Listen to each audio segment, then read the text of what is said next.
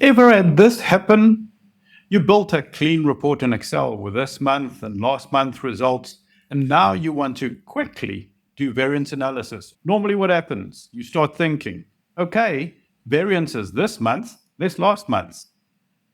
Then you need variance percentage, maybe some conditional formatting, maybe arrows or colors. So, what do you normally do?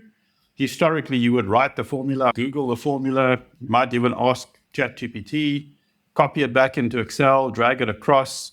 But now something interesting has changed. Now we have Claude for Excel, which I'm just going to open up, and I can ask it to extend reports for me.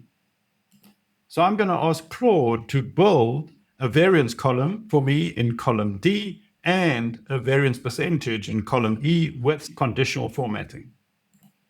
Calculate that for us. Claude goes away and does its calculation, looking at my existing sheet. And voila, here it's done and it's completed, and it's actually calculated my variance as well as my variance percentage for me using data bars and adding those additional columns for me, with all happening directly in this worksheet.